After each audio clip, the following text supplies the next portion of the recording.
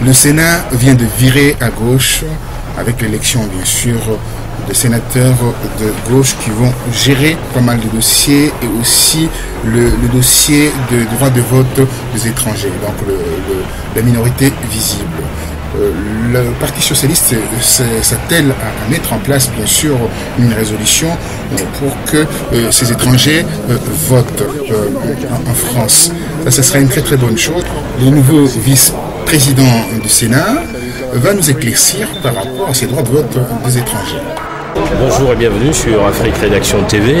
Nous sommes au Sénat français où nous avons rendez-vous amical avec le vice-président et nous allons assister à une question à l'Assemblée, à la Chambre haute des sénateurs, l'interpellation des sénateurs sur des questions de fonctionnement du gouvernement, et après nous essaierons de voir s'il y a la possibilité d'avoir le vice-président sur 2 ou 3 questions concernant les relations entre le Sénat, les parlementaires du Sénat et les parlementaires africains, ou alors les relations simplement entre la France et l'Afrique. Nous essaierons aussi de savoir s'il est possible dans cet hémicycle d'avoir les attachés parlementaires dont les parents sont issus d'immigration mais qui sont françaises par entière et qui ont un background pour travailler dans une institution aussi prestigieuse que celle-ci. La date. Nous sommes le 10 novembre 2010. Répète, parce que... Nous sommes le 10 novembre 2011. En début d'après-midi, il est 14h. Nous resterons au Sénat jusqu'à peu près 16-17 heures. Alors ça vous inspire quoi, cette beauté? C'est le pouvoir. C'est le pouvoir.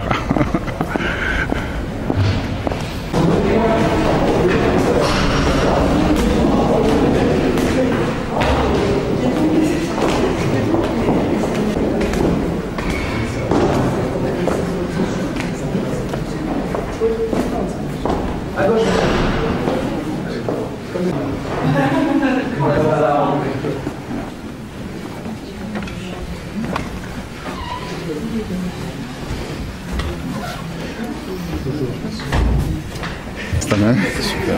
Ouais. Donc ça va, ouais. Je... Bonjour.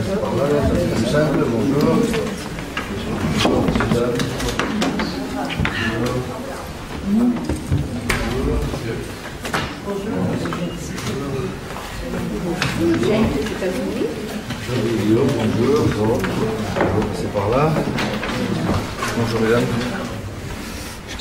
Oui, mais vas-y. C'est vous là-bas? Oui, t'es voilà, au milieu, donc...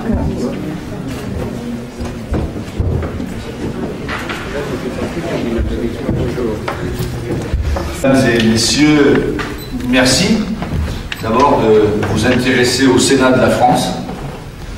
C'est vrai que le 25 septembre dernier, lorsque les électeurs ont fait un choix de changer de majorité, vous l'avez dit madame, ça a été une révolution, puisque pour la première fois dans l'histoire de France, le Sénat a une majorité de gauche, composée de socialistes, de communistes, de radicaux de gauche et de Europe Écologie Les Verts. Donc c'est tout le spectre de la majorité dont nous souhaitons qu'en mai prochain, ce soit la majorité qui dirige le pays, mais ça c'est une autre histoire. Nous sommes là au Sénat. Le Sénat a donc pris beaucoup de place dans les médias tout le mois de septembre et début octobre. C'est la première fois d'ailleurs que dans ce pays, les médias parlaient autant du Sénat. Lorsque l'on regarde la revue de presse qui a eu lieu en un mois, cette revue de presse est supérieure que celle qui a eu lieu sur le Sénat dans tout le mandat précédent. C'est dire l'intérêt que ça a apporté. L'intérêt d'abord pour l'alternance politique, mais pas uniquement. Ça a été déjà un événement. Mais l'intérêt pour de nouvelles orientations mises en place par le Sénat, à 2 titres, l'aspect politique et l'aspect d'organisation interne. L'aspect politique, nous vivons actuellement depuis le 1er octobre et jusqu'au 27 février, date de la fin de la session parlementaire, puisqu'après, c'est l'élection présidentielle. Dans cette période-là, c'est donc un moment inédit constitutionnellement, le Sénat n'ayant pas la même couleur politique que l'Assemblée, le président de la République et la majorité actuelle n'ont plus de majorité des 2/3 constitutionnels pour faire passer de grandes lois, mais surtout, nous le voyons aujourd'hui, par exemple, je présidais ce matin sur le projet de loi de la sécurité sociale. Le projet de loi de la sécurité sociale repart du Sénat, le vote final aura le lundi, en charpie. Il n'est plus du tout celui qui a été présenté par le gouvernement. Et nous espérons que cette élection du 25 septembre, l'élection officielle du 1er octobre, soit la rampe de lancement de la campagne de François Hollande et que cela contribue à créer les conditions, pas uniquement nous, à ce que François Hollande soit le prochain président de la République, s'appuyant sur cette majorité-là. Et nous sommes aujourd'hui le laboratoire hollandais, si je puis dire, vous comprenez, le laboratoire de Hollande, ici au Sénat, sur les orientations que nous mettons en place, sur les propositions de loi que nous présentons, que ce soit sur l'administration territoriale et la décentralisation, que ce soit sur le droit de vote des étrangers aux élections locales, que ce soit sur la scolarité des enfants à partir de 3 ans à l'école maternelle, que ce soit sur plein d'autres sujets, et puis sur les sujets budgétaires, sur la sécurité sociale, depuis 15 jours, et à partir de mardi matin, sur le budget de l'État, nous entendons faire les choses différemment du gouvernement et du président Sarkozy. Et puis le deuxième point, je m'en arrêterai là, hormis l'aspect politique et d'orientation et législatif, c'est le président Bell a été élu en disant « Je veux un bicamérisme rénové, un Sénat plus transparent et plus modeste ». Le bicamérisme rénové, dans la plupart des pays, enfin dans tous les pays dans lesquels vous êtes issus, il y a 2 chambres. La chambre haute, la chambre basse, le congrès, etc. Bon, le Bundestag, le Bundesrat, bref. Mais il ne peut pas y avoir toujours prédominance de l'une sur l'autre. La deuxième chambre, en l'occurrence la Haute Assemblée, le Sénat, ne peuvent pas être la chambre de substitution. Elle doit peser au même titre que l'autre. Et notamment sur les dossiers qui sont eux-mêmes typiquement la typicité du Sénat, c'est-à-dire les dossiers qui concernent les territoires et les collectivités territoriales, nous demandons, nous souhaitons, c'est dans la Constitution, mais nous voulons aller plus loin, que le Sénat ait le dernier mot. C'est au Sénat d'avoir le dernier mot sur l'organisation du territoire national, région, département, commune, intercommunalité, ou tout ce que l'on veut. Et puis, évidemment, un Sénat plus transparent et plus modeste. Vous le savez, si vous avez lu, par exemple, hier, François, le titre c'était « La France cherche 1 milliard, ou le 1 milliard d'euros pour boucler ses comptes, ou le trouver de points dans la cagnotte du Sénat ». Bon, alors vous voyez bien que, voilà, il y a ça, mais il y a eu plein d'autres choses. Et donc, nous voulons affirmer ici que le Sénat doit être rénové, modernisé et plus transparent. Non pas que ce qui était fait avant était fondamentalement mauvais, non, mais nous avons une autre approche de la fonction d'élu de la République, de la fonction de parlementaire, qui est une approche dans laquelle il faut être respecté, mais sans privilège. Les Français n'en peuvent plus des privilèges. Ils n'en peuvent plus. Et si l'on veut, comme nous, transformer la politique, réhabiliter la politique, faire en sorte que nos concitoyens aillent voter. Vous avez vu le drame français aux élections locales, régionales, européennes. Moins de 50% des Français vont voter. Mais en même temps, ils ont raison de ne pas y aller parce qu'ils considèrent que la politique telle qu'elle est menée ne tient plus compte d'eux. Et ils ont tort de ne pas y aller parce que le droit de vote, c'est un droit qui a été conquis de haute lutte et qu'il faut aller. Et pour nous, c'est reconquérir cela. Le premier combat que nous menons et la première victoire que nous aurions, c'est que beaucoup plus de Français aillent voter. Ils vont voter pour qui ils veulent. Nous préférons qu'ils votent pour nous, mais en tout cas, qu'ils aillent voter. Et après, si nous arrivons à réhabiliter la politique, alors une fois qu'ils seront allés voter, à nous, socialistes, femmes hommes de gauche, de faire en sorte, par nos actions, nos orientations, parce que nous voulons créer, de faire en sorte qu'ils votent pour François Hollande à l'élection présidentielle. Et le travail que nous menons ici, comme sénateurs, C'est à la fois ce travail politique et le travail de modernisation et de transparence. Voilà. J'ai été un peu long dans mon introduction, mais je vous écoute et je suis à votre disposition pour répondre aux questions que vous voudrez bien poser. C'est particulièrement la question. Appuyez sur votre micro, s'il vous plaît. Et vous se présentez chacun, votre nom, votre média, s'il vous plaît. Peter Smoelkast, mon presse allemande, Deutsche Volkszeitung. Je pose évidemment la question que disent vos collègues de l'Assemblée nationale. Si vous avez l'ambition d'avoir les derniers mots jusqu'à maintenant, c'est toujours l'Assemblée nationale.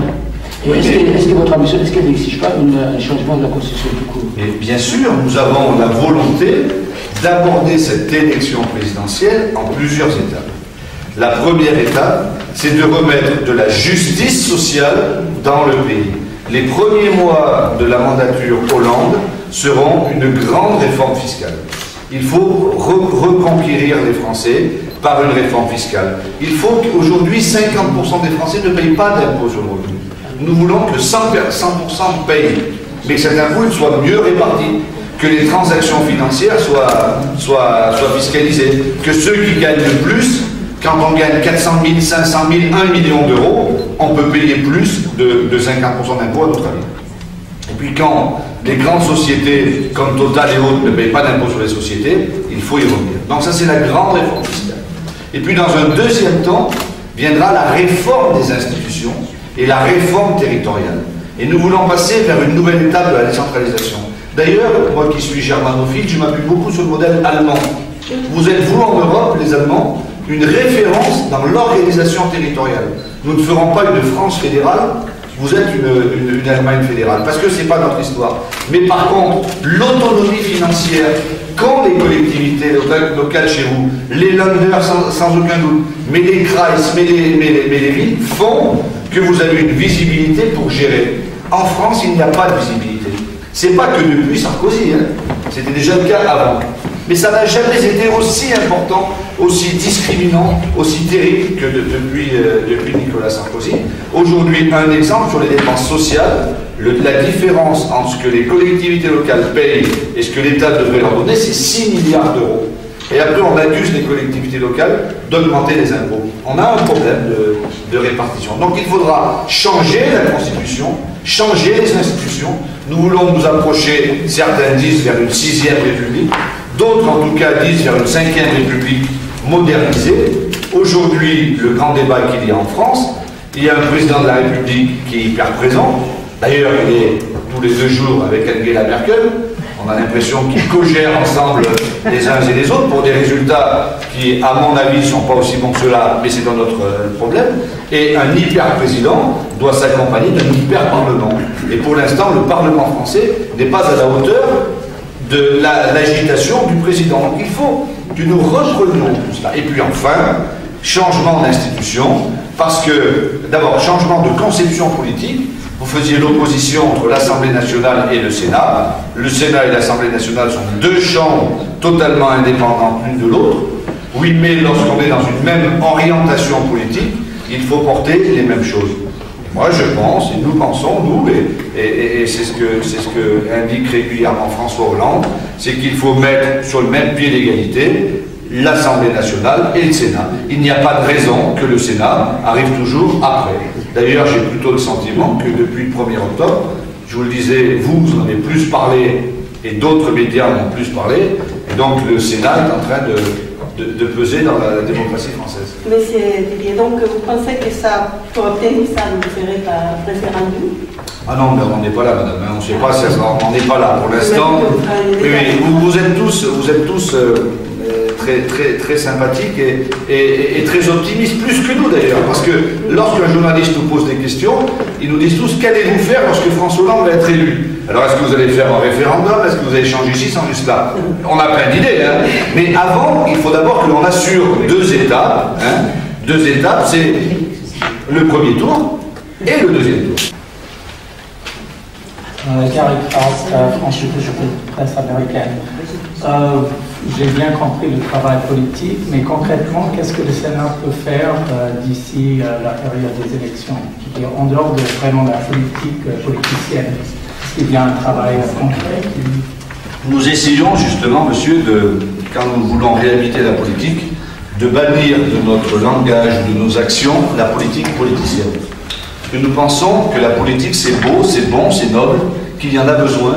Et même dans les endroits les plus difficiles, c'est quand même la démocratie politique qui gère les choses. Et donc nous ne voulons pas faire de la politique politicienne. Nicolas Magazine, secrétaire général adjoint de l'APE. Je voudrais, le Sénat est à gauche, comment est-ce que vous, à gauche, vous allez réussir à fiscaliser les transactions financières quand on sait que même les agences de notation en ce moment, ils sont opposés aussi bien en Europe qu'aux États-Unis? Alors, je vais vous répondre par une pirouette cacahuète et puis après par la sérieux. Ça me rassure plutôt que les agences de notation soient opposées. Ça veut dire qu'on est dans le vrai. Parce que moi, nous à gauche, hier, François Hollande a réuni les économistes. On se bat pour une meilleure démocratie, mais on se bat contre la boursocratie. Vous savez, ça ne peut pas être les bourses et les agences de notation qui font la politique. Monsieur Papandréou a été éjecté de façon antidémocratique par Standard & Poor's. Monsieur Berlusconi a été éjecté par les agences de notation. Je suis désolé de vous dire que la Grèce, 2%, la dette de la Grèce est 2% de la dette de l'Union européenne. C'était la contagion par rapport à un système qui fait que, in fine, les agences de notation allaient arrêter de noter entre elles et en rond. Donc le problème, ce n'est pas les agences de notation. Le problème, c'est d'arriver à lancer, à organiser une dynamique.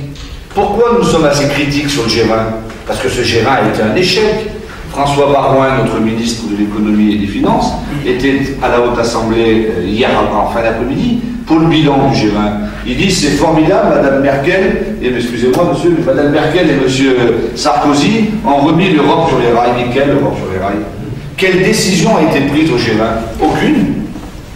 Il y a de la volonté, mais il faut avancer. Jean Jaurès disait, là où il y a une volonté, il y a un chemin. Aujourd'hui, je ne mésestime pas la volonté de Nicolas Sarkozy et d'Angela Merkel d'avoir voulu tracer une route. Sauf qu'ils l'ont tracé tout seuls, donc ils sont arrivés dans le mur. Ben nous ne voulons pas arriver dans le mur.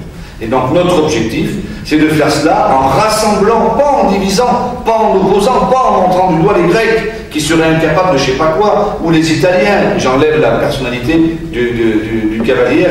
C'est pas ça la question. C'est comment sommes-nous capables d'entraider. Ce n'est pas une interview main dans la main entre Barack Obama et Nicolas Sarkozy qui va régler le problème. C'est pas le fait qu'ils soient amis.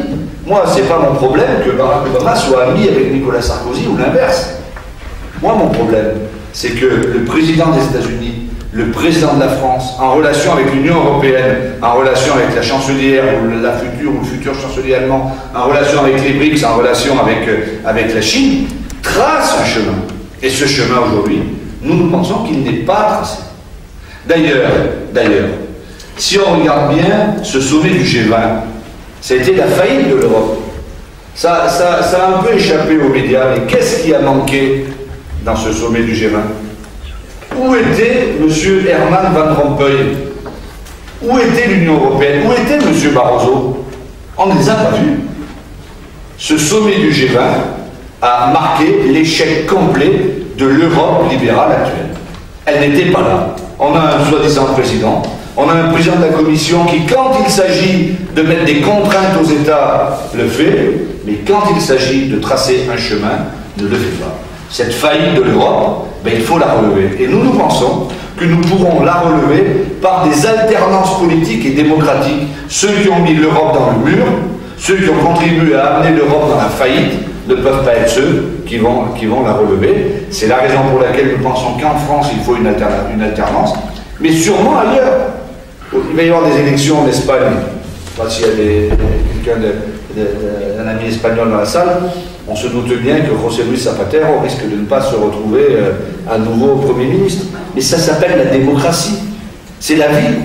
Et donc il faudra aller plus loin. Et demain, François Hollande, président de la République, avec ses nouveaux partenaires, ses nouveaux confrères, dans l'esprit des institutions, dans l'esprit de l'Europe des 15 et des 17, dans l'esprit de l'élargissement, devra aller plus loin pour mettre en place une base économique et financière forte. On connaît très bien les divergences fondamentales qui existent entre l'Allemagne et la France, notamment sur la place de la BCE. Il faudra avancer là-dessus. Si nous n'avançons pas, ça ne marchera pas. Et une des raisons sur lesquelles il faut aller, c'est la taxation des mouvements. Enfin, comment dans cette planète où on va être 7 milliards, peut-être 9 milliards demain, où on a la moitié des habitants qui n'ont pas accès à l'eau, pas accès à une nourriture, et que de l'autre côté, il y a des pays qui se gavent, excusez-moi l'expression, comment on continue à dire on s'enrichit en dormant, en appuyant sur un clic, on fait fortune. Ce n'est plus possible. Et c'est une des raisons pour réhabiliter la politique. Roger Blondros, Afrique Rédaction. Je rebondis sur ce que vous venez de dire. En fait, en écoutant votre discours, on voit le pessimiste en bien par rapport à l'Europe actuelle, prônée par les deux couples allemands et français à l'époque de Mitterrand et Helmut Kohl. Et pourquoi aujourd'hui on n'a pas de solution par rapport à cette Europe? Est-ce que c'est l'euro qui a failli par rapport à tout cela? Aujourd'hui on voit la situation en Grèce, on se demande si ça ne sera pas l'effet de domino et que ça va rattraper bien sûr la France.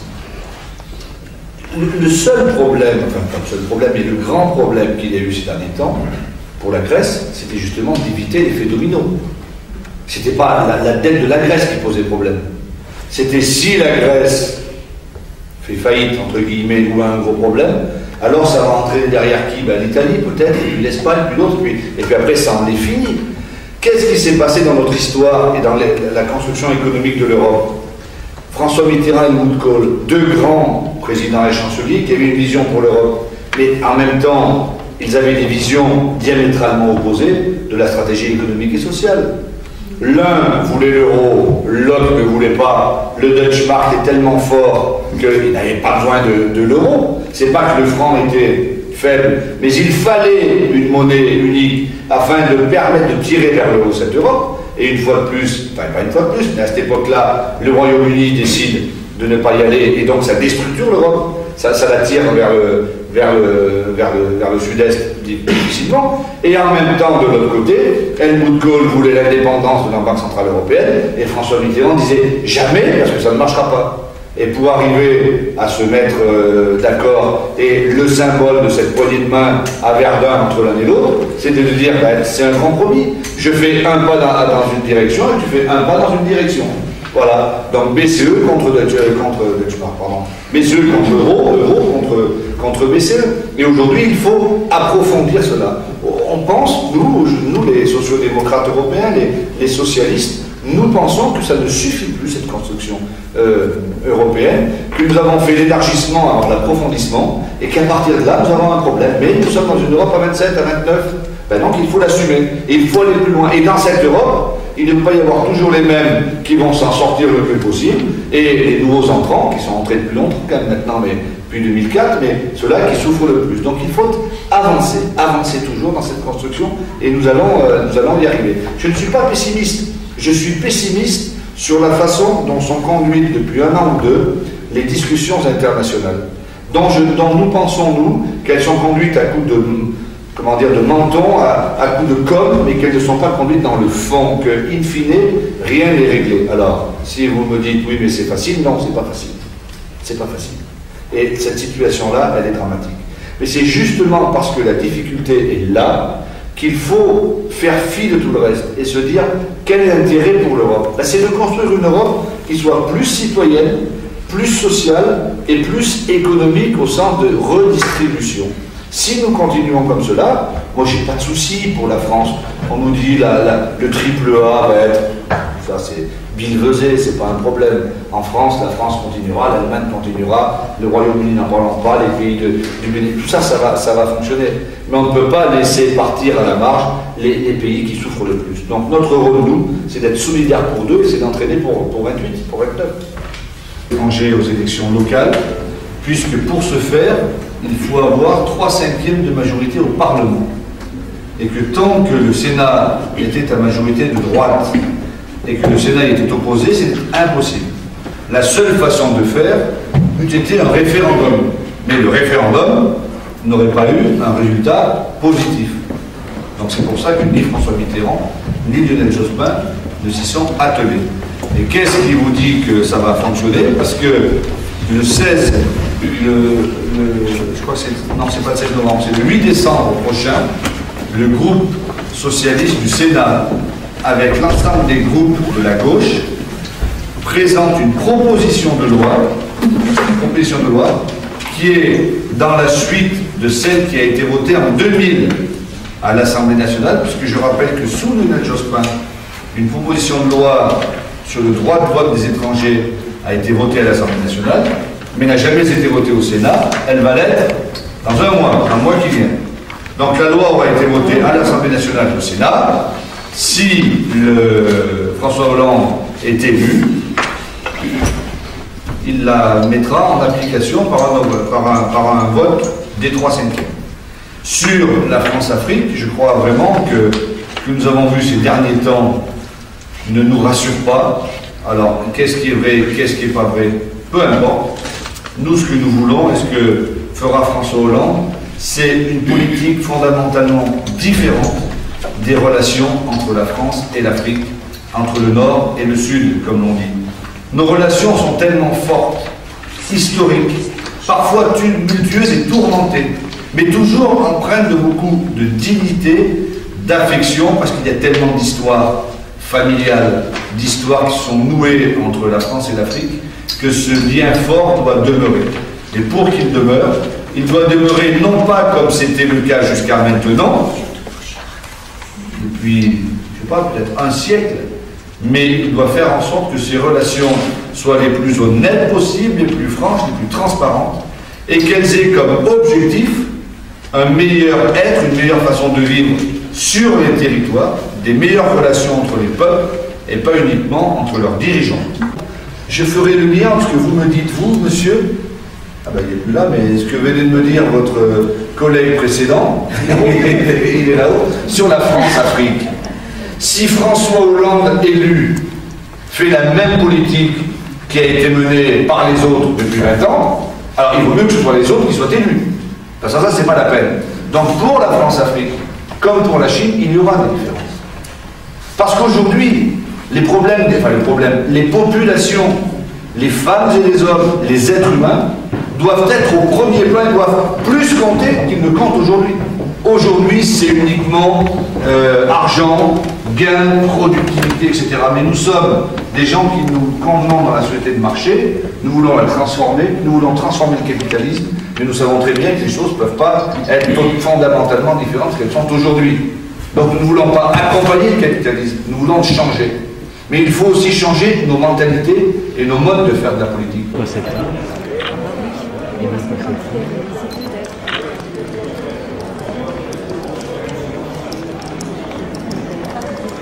Bonjour. Vous êtes sénateur? Pardon? Vous êtes sénateur? Non, je suis journaliste. Je préfère être sénateur. Personne ne voterait pour moi. La place du Sénat. C'est le sacro-saint où tout le monde ne peut pas rentrer par cooptation. Ah, vous avez de la chance alors. Quand tu vois ces gens-là travailler, l'avantage que nous avons, c'est que c'est ça que nous pouvons apporter à nos pays. Regardez comment les gars travaillent, ils bâtissent, on investit pour l'avenir quotidien. On n'est pas en costume cravate de lundi à lundi, dans des humeurs, alors qu'on n'a pas de route, on n'a pas d'eau, il n'y a pas d'électricité. Non. Justement, on est voyé avec le badge S et on se demandait pourquoi il n'était pas monté. Oui, tout à fait.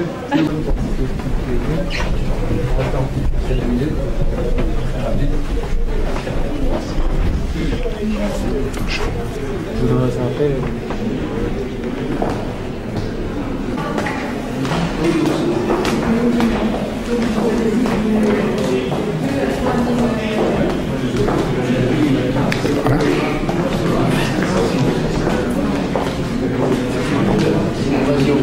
Le feu se propageait non pas de terre, en isolant les territoires, en coupant le terrain, en évitant de la propagation du feu.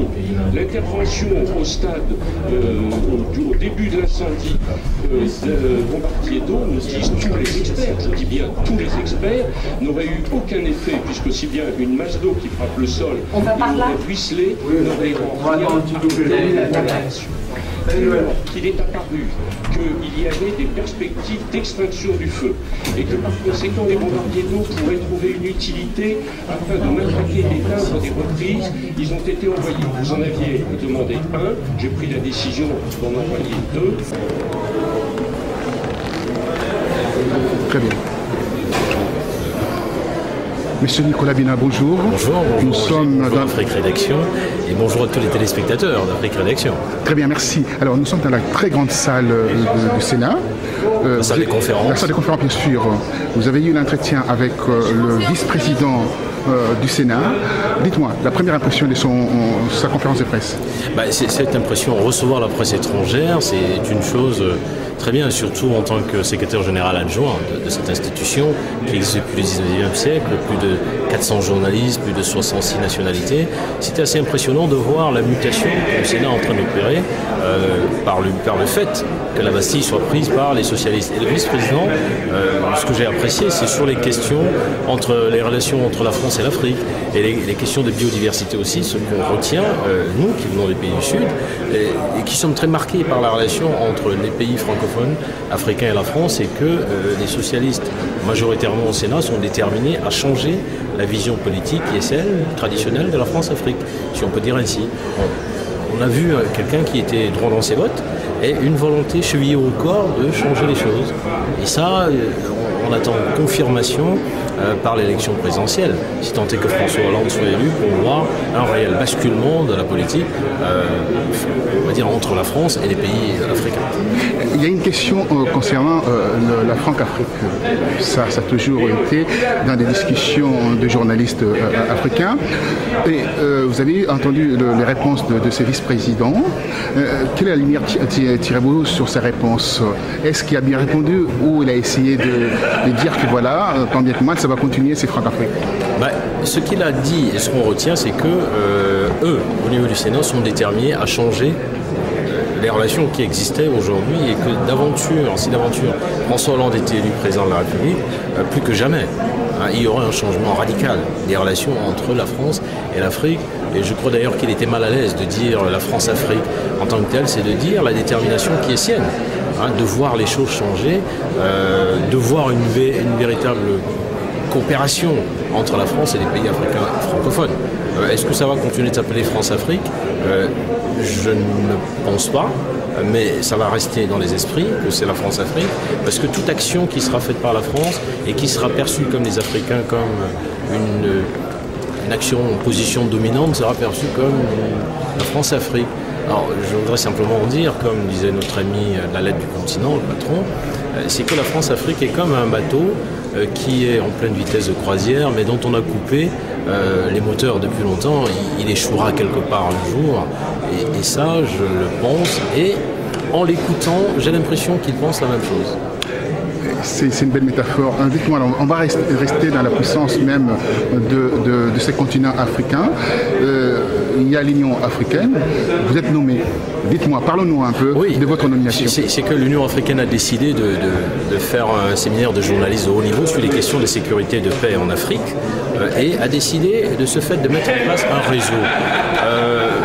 L'Union africaine a 6 régions, le centre, le sud, le nord, l'est, centre, sud, est, ouest, nord, diaspora, et chaque région avait 2 coordinateurs. Et dans le cadre de la diaspora, j'ai été élu comme l'un des coordinateurs de la diaspora avec une consoeur de Vox Africa, chaîne de télévision basée à Londres. Et ça faisait 12 grands électeurs qui, eux, devaient mettre en place un bureau permanent, composé d'un président, d'un vice-président et d'un secrétaire. Je suis ravi de pouvoir dire que, étant à la fois membre de la diaspora, j'ai intégré le bureau à l'unanimité comme secrétaire de cette nouvelle entité, et ce qui va nous amener donc à mettre en place, ou à porter haut et fort les problèmes de paix et sécurité qui nous sont chers. Quand on connaît la problématique de la résolution des conflits en Afrique, si nous pouvons apporter notre concours, notre regard de médias à l'Union africaine pour qu'elle comprenne qu'il y a d'autres prismes d'analyse qu'une analyse complètement, uniquement fonctionnalisée de l'Union africaine, je crois que ce serait de bon augure. Et pour cela d'ailleurs, je crois qu'on va tenir comme ça dans l'idée avec les confrères de la diaspora une première réunion concernant les questions de paix et de sécurité, quand on sait qu'il y a la RDC qui arrive, et ce serait bien que tous les confrères de la diaspora en fassent une grande réunion, un petit forum sur les questions de paix et de sécurité.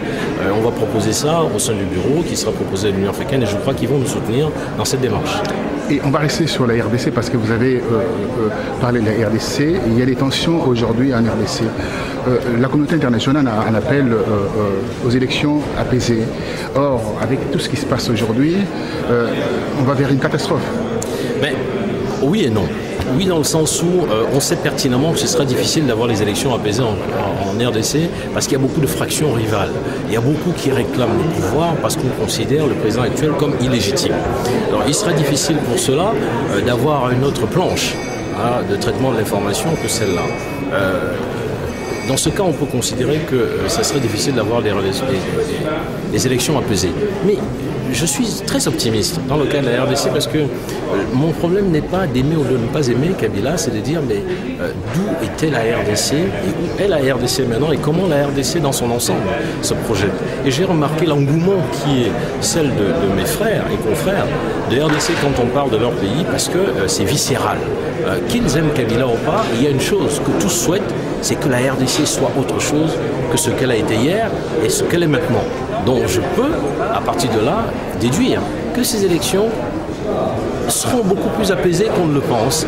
Parce qu'il y a une grande sagesse en RDC. Il ne faut pas avoir un regard, un prisme externe de la RDC quand on sait ce qu'elle a eu à vivre et ce qu'elle ne veut plus vivre, ça quoi, les bonnes sangs. Et quand on est à Kinshasa, il y a une chose qui est certaine, c'est que personne ne veut vivre des bonnes sangs et ils ne sont pas prêts à recommencer.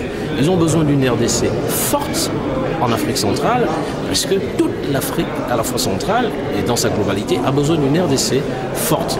Nous utilisons tous les téléphones portables et tout, et on sait que la matière première vient des RDC. Nous avons besoin d'une RDC apaisée, et nous en appelons à cela. Alors, pour la RDC, il nous reste encore avec une question sur la RDC. J'ai lu un article sur Jeune Afrique parlant de ivoirisation de la RDC. C'est-à-dire qu'il y a le spectre de la Côte d'Ivoire plane sur la RDC. Qu'est-ce que vous en pensez de ça? C'est très mal connaître. C'est très mal connaître la RDC. C'est très mal connaître ceux qui vivent en RDC. C'est très mal les connaître. S'ils ont une chose qu'ils ne souhaitent plus, c'est revoir des bonnes sangs en RDC et ne sont pas prêts à recommencer. Même quand notre aîné Tshisekedi remplit un stade, ça ne veut pas dire qu'il acceptera de remplir un stade pour appeler les gens à aller massacrer les autres. Je ne le pense pas un seul instant. Ce sont des gens vraiment responsables. Les gens responsables. Les gens responsables. Alors, restons toujours dans les élections. Vous venez du Cameroun. Vous avez été, bien sûr, observateur, l'un des observateurs de ces élections. Vous avez géré une circonscription, je crois, électorale. Un bureau de vote. Un bureau. C'était à Paris, oui. Très bien. Alors, ça, il y en avait 4. Alors, parlons rapidement. Parlons-nous un peu rapidement de ces élections. Il y a la victoire de Paul Biya, et bien sûr, c'est accepté par certains Camerounais. Et d'autres ne l'acceptent pas. Voilà, tout à fait. Tout à fait. Mais moi, d'abord, j'avoue que c'est un concours de circonstances que je sois dans un bureau comme observateur de l'ECAM, ce que je n'ai pas demandé, ça il faut le préciser. Maintenant, ce qui m'intéressait dans ce bureau de vote, c'était quand on parle de fraude électorale, c'est comment est-ce qu'elle se manifeste. Moi j'ai observé que les Camerounais qui sont venus, ils ont choisi celui qu'ils estimaient être le meilleur à même de continuer. Je veux dire que ceux qui sont des pro-Biya ont choisi que c'est Paul Biya. Et ça, au niveau de l'Europe et de Paris en particulier, il n'y a pas eu besoin de tricher pour qu'il ait une victoire. Il est sorti premier à tous les coups. Et ça, je veux dire que tout ce qui était, puisque tout se passait devant les caméras, ça veut dire que rien qu'au niveau de Paris, moi, ce que j'ai vu, pas entendu, ce que j'ai vu, parce que je peux produire les éléments, il a gagné. La plupart, il y avait 23 candidats, donc ça faisait 23 opposants qui estiment qu'il y a eu trucage des élections. Mais ils ont à la fois raison et ils ont tort. Raison parce qu'ils ont vécu ça, et moi j'ai tort parce que je ne peux pas parler de la politique interne puisque je ne vis pas et j'ai pas vu. Mais je ne peux que dire ce que j'ai vu dans le bureau numéro 2. Il y avait 4 bureaux de vote à l'ambassade du Cameroun et ça s'est passé devant tout le monde. Devant tout le monde, s'il fallait redépouiller, on a tout redépouillé. S'il fallait passer toute la nuit, on passait toute la nuit. Parce qu'il ne s'agissait pas d'être pro ou anti, il s'agissait de dire, moi, de toutes les façons, dans mon bureau de vote, il faut qu'il y ait zéro trucage. Tout doit être clean. Et tout en étant clean, Biya est sorti devant. Le deuxième, c'est Kawala. Kawala est de l'opposition. Il est sorti numéro 2. Devant les barreaux, comme Jean-Jacques Ekindi, Kawala est sorti deuxième. Donc, est-ce qu'on peut parler de démocratie? Je peux dire oui, au niveau de mon bureau de vote, voilà les résultats, et ça, on peut sortir des éléments de preuve. Au niveau du Cameroun, je ne peux rien dire parce que j'ai pas été, j'ai, comme tous les Camerounais qui vivent à l'extérieur, observé ce qui a été écrit, ce qui a été rapporté par les confrères, c'est-à-dire, il y aurait des fraudes de ci et de là. Mais je n'y étais pas, donc je ne peux porter attention que ce sur quoi. Alors les tensions en Afrique, alors on va terminer avec la Côte d'Ivoire et la Libye. Et un mot. La Côte d'Ivoire, moi je reste certain que l'Union africaine a décidé que Ouattara avait gagné les élections. Ça c'est la position de l'Union africaine. Et dans le cadre de la Libye... C'est pas la vôtre. Non, c'est pas que ce soit pas la vôtre, c'est que je m'aligne un peu derrière cette décision. Une fois de plus, j'ai été un observateur externe des élections en Côte d'Ivoire. On a vu les pro-Ouattara dire que c'était faux, qu'ils avaient gagné. Une fois de plus, c'est dit, on ne pourra pas refaire les élections, mais on pourrait à l'avenir éviter que certaines choses se passent. Et c'est pour ça que je trouve salutaire que l'Union africaine ait décidé de mettre en place un réseau de journalistes de haut niveau sur les questions de paix et de sécurité. Parce que le premier facteur qui entraîne l'insécurité et le manque de paix, c'est quoi? C'est l'insalubrité, c'est le fait que les gens ne vivent pas à leur aise, c'est le fait qu'un pays ait beaucoup de... C'est la mauvaise répartition des richesses dans un pays. Donc à partir du moment où on arrive à ça, moi je veux bien qu'on me dise de la démocratie, mais si les gens ne mangent pas à leur faim, c'est la démocratie qu'ils vont appliquer, c'est quand même... je pense que c'est pas ça. Dans le cadre de la Libye, ce que je regrette, c'est que la résolution de l'Union africaine dans le cadre du sommet de Malabo a été claire, d'une façon unanime.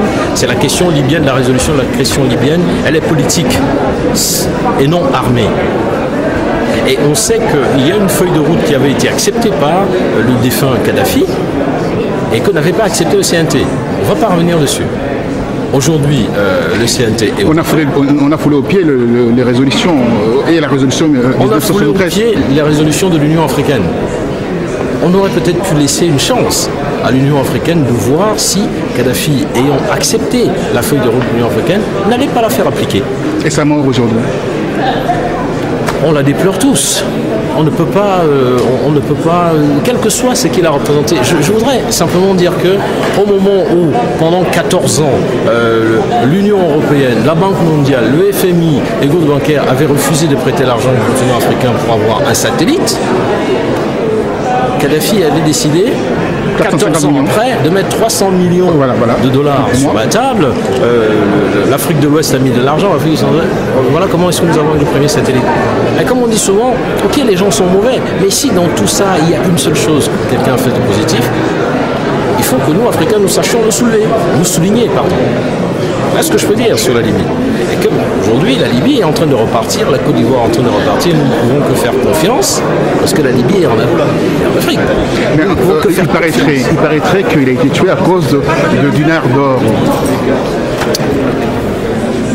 Il paraîtrait, chers confrères. Mais nous sommes confrères, dont nous sommes témoins. N'écoutons plus. L'Afrique ne se raconte pas, elle se vit. Nous vivons un certain nombre de choses et nous rapportons ce que nous avons vécu sur le terrain tel quel. La raison pour laquelle vous avez été nommé d'ailleurs. Hein. J'estime. Et avec votre compétence, on va voir beaucoup plus clair maintenant au niveau en termes journalistiques. J'espère, parce qu'il y avait vraiment des journalistes, je veux dire, qui me dépassent, mais de très loin, voire qu'ils ont décidé qu'au niveau du secrétaire général, je sois là. J'avoue avoir été le premier surpris et agréablement surpris parce que très honnêtement, je ne pense pas avoir une compétence je pense pas être une telle lumière que je rejaillis sur tous ces gens que je voyais la première fois. Qu'à cela ne tienne, je crois qu'ensemble, nous devons avancer. Et dans le cas de la RDC, pour revenir, je suis aussi quelque part ivoirien de la RDC, du Cameroun. Et l'affaire du continent africain, c'est pas une affaire externe, c'est la nôtre. Nous devons nous saisir de cela, et en tant qu'homme de médias, nous devons nous saisir de cela pour que plus jamais on ne laisse les vannes ouvertes. Chaque fois que nous avons laissé les vannes ouvertes, nous sommes sujets à des catastrophes. Merci infiniment Nicolas Abena. Je rappelle que vous êtes secrétaire général adjoint de l'APE, Association de la presse étrangère, également président et rédacteur en chef de e-magazine. Merci à vous, vous êtes nommé, vous venez d'être nommé à la tête de la presse. Au niveau de l'Union africaine, c'est voilà. Ce réseau à qui je souhaite très longue vie et qui doit survivre aux individus. Merci infiniment. Merci à vous. Merci. Et nous sommes, je rappelle encore, nous sommes bien sûr le jeudi 10 novembre et au Sénat. Nous sommes au Sénat. Merci mille fois. Merci. Nicolas Abena, e-magazine, Roger Bongos, Afrique Rédaction. Une question commune. Au cas, aujourd'hui, vous êtes majoritaire au Sénat, comment est-ce que vous entendez commencer à changer la vision des relations entre le continent africain au niveau du groupe d'amitié du Sénat, la France et l'Afrique? Alors, d'abord, ça se passe au niveau du pays, au niveau de l'État. C'est le gouvernement, le président de la République qui définit ce genre de relations. Ça ne peut en aucun cas être des parlementaires, ça, bien évidemment. Mais nous avons des idées. Et dans le cadre des groupes interparlementaires d'amitié, c'est pas avec l'Afrique, c'est avec des pays, les pays d'Afrique. Chacun a un groupe d'amitié. Et ça, c'est au niveau de l'Assemblée nationale. Au niveau du Sénat. Au niveau du Sénat. Du Sénat, il y a 60 groupes d'amitié. Et dans les 60 groupes d'amitié, il y en a plusieurs et nombreux qui sont en relation avec les pays africains. Je pourrais d'ailleurs vous faire passer la liste. Ça, c'est à part, mais je pourrais vous faire passer la liste. Et donc, nous sommes là aussi pour raffermir, renforcer les relations entre, non pas les États, ce n'est pas notre rôle, mais entre les parlements de ces États, entre les forces vives, entre les forces démocratiques. Parce que des relations modernes aujourd'hui entre les pays au XXIe siècle, ce ne sont pas des relations de dominants à dominés, ce ne sont pas des relations de ceux qui vont donner des leçons à d'autres qui vont subir ces leçons. Ce sont des relations entre États, entre gens adultes, fait de respect, de compréhension. On peut ne pas avoir la même culture, on peut ne pas avoir la même histoire, mais avec l'Afrique, nous partageons tellement de choses communes. La colonisation, puis la fin de la colonisation, et tout ce que nous voulons faire, la démocratisation de nos relations, la démocratisation de ces pays, qu'il faut les respecter, il faut que chacun se respecte.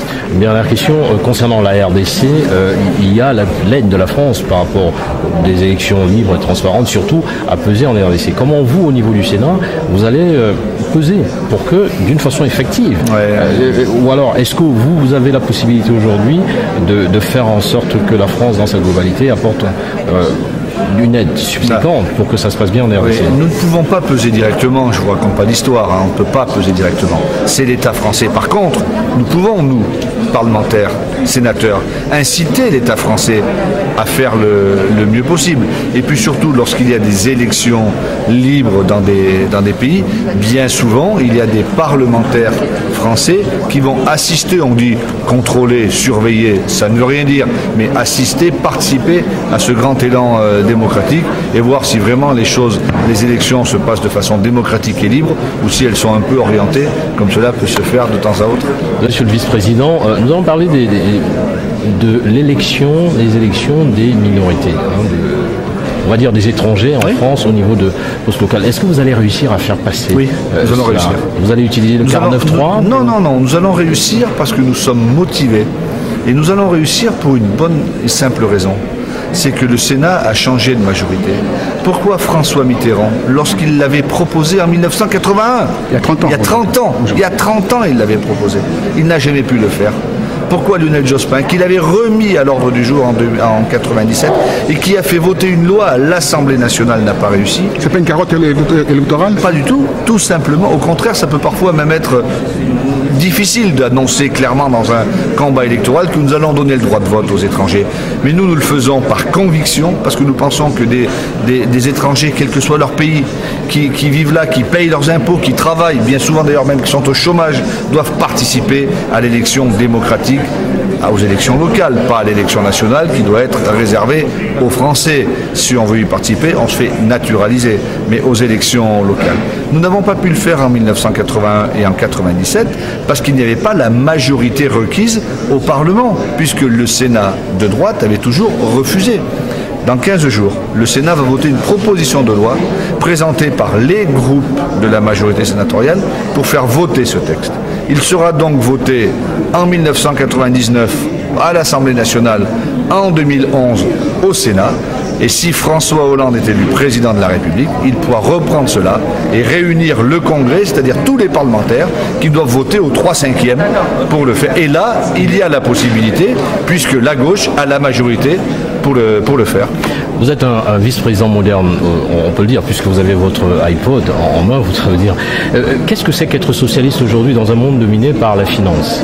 Eh bien, c'est justement penser que ce ne sont pas les agences de notation et ce n'est pas la finance qui doit faire et défaire les majorités politiques ou faire et défaire les États. C'est bien aux politiques de le faire dans le cadre de ce que nous voyons tous les jours, des contraintes. Les gens de gauche, comme moi, les femmes et les hommes de gauche, les socialistes, ils veulent regarder ce qui se passe. Il faut faire baisser les dettes abyssales que nous avons, mais ce n'est pas l'essentiel. Il faut que la politique reprenne pied dessus et que ce ne soit les politiques qui décident, qui dirigent. Ça ne peut pas être les agences de notation, les banques. Quand il y a eu une crise que l'État français a donné 16 ou 18 milliards aux banques, enfin donné, prêté plutôt, on l'a fait sans dire nous voulons être dans les conseils d'administration pour voir ce qu'il en est. Aujourd'hui, les banques sont là parfois pour nous aider, mais parfois pas pour nous aider.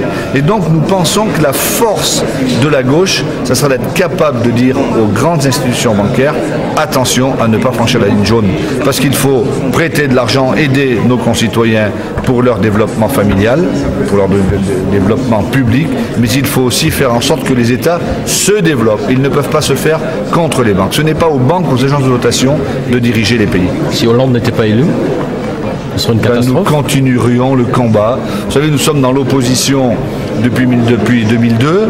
Avant, nous l'avions été très longtemps. Ça fait 23 ans ça fait 23 ans que la France n'a pas gagné une élection présidentielle. Là, nous pensons qu'elle doit le faire.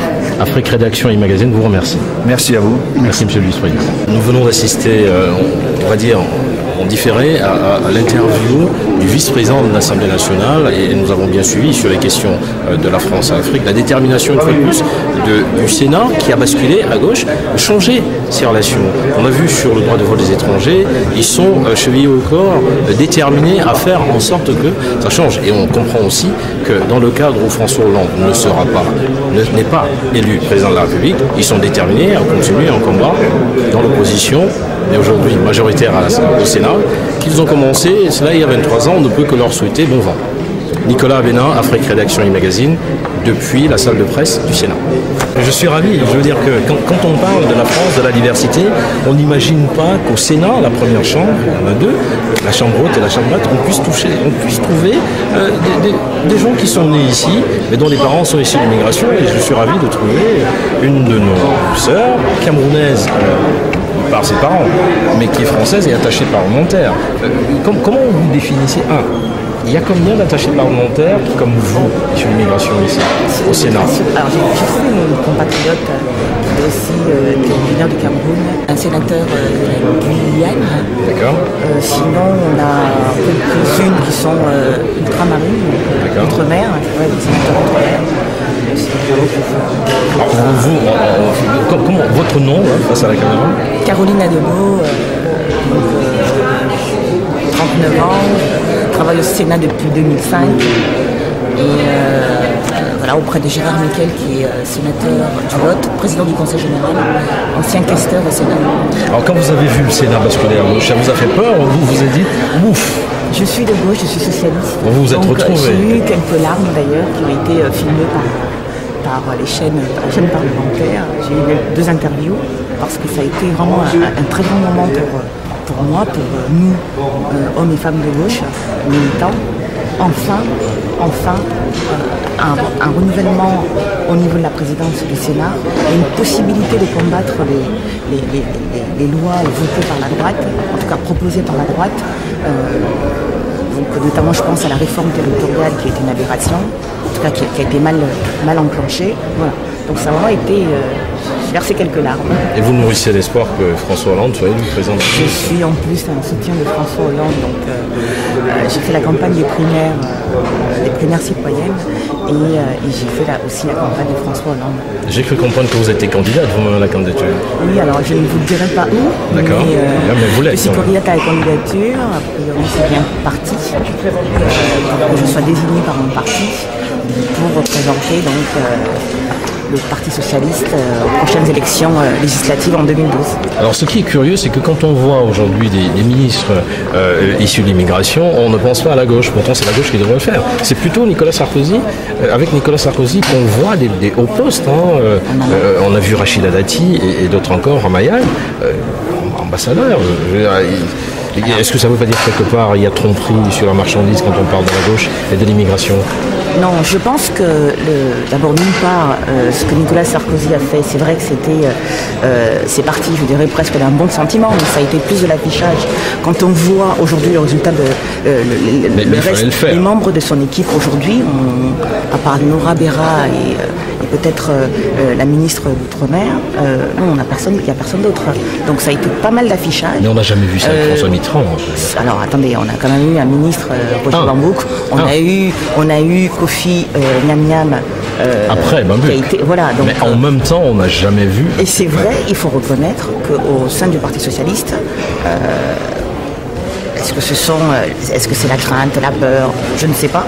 C'est vrai qu'il y a quand même eu pas mal de difficultés pour promouvoir un peu la diversité et notamment au niveau du gouvernement, des gouvernements qui se sont succédés. Mais là, j'ai bon espoir parce que au sein de notre parti, on a quand même procédé à un renouvellement, je dirais, des règles pour promouvoir la parité, le renouvellement générationnel et la diversité. Mais quand on voit le staff de campagne de François Hollande ou de son staff de gouvernement, eh bien on ne voit personne issu des minorités. Vous avez les proches qui l'ont suivi. Il y a, comment s'appelle, Fawzi Lamdaoui, qui est un proche de François Hollande et qui est toujours avec lui. Ça fait vous avez, moi je vois, hier j'avais une réunion notamment... Non, mais quand on voit l'affichage actuel de François Hollande... Il y a Safia Autocoré. Ça fait 2. Safia Autocoré, voilà. Il y a qui d'autre Je réfléchis. Il y a vous Moi, je ne suis pas dans son staff de campagne. Est-ce que vous espérez d'avoir quelque chose d'ici là? Espérer, non. Moi, ce que je souhaite, c'est que la gauche, que François Hollande gagne les élections de 2012 pour qu'on puisse mettre enfin en place une autre politique pour redresser économiquement le pays, pour remettre la jeunesse au cœur et l'éducation au cœur de l'action politique, pour, je dirais aussi, remettre un peu de justice sociale, parce qu'on se rend compte que la droite aujourd'hui a fait de la casse sociale, a donné aux plus riches plus de 75 milliards d'euros. Ça, c'est un discours bien rodé. Non, c'est pas un discours bien rodé. En travaillant au Sénat, en voyant passer les projets de loi de finances du gouvernement, donc de l'État, oui, on a vu ces cadeaux-là. Donc c'est pas un discours rodé, c'est une réalité. Sinon, je l'aurais pas dit. Mais c'est aussi ça, les rencontres au Sénat c'est comme, comment dire, ce fameux chocolat, on voit, c'est pas n'importe quoi, et les surprises, c'est aussi celle-ci de voir les attachés parlementaires dont les parents sont issus d'immigration, qui sont pleinement françaises, et il faudrait peut-être que l'on prenne acte, et que, à la fois, les journalistes et les politiques ne disent plus, enfin c'est quelqu'un d'origine, alors que la personne est pleinement française, et mérite la place qui est la sienne, ce titre de cet attaché parlementaire qui démontre sa capacité à être attaché parlementaire parce qu'elle a un background qui permet de l'être. Depuis une fois de plus, la salle de presse du Sénat, Afrique Rédaction e-magazine. Merci. Bonjour et bienvenue sur Afrique Rédaction TV, magazine. Jeudi 10 novembre, il est 17h à peu près de l'après-midi. Nous sommes au Sénat français. Nous avons rencontré le vice-président du Sénat, nouvellement basculé à gauche.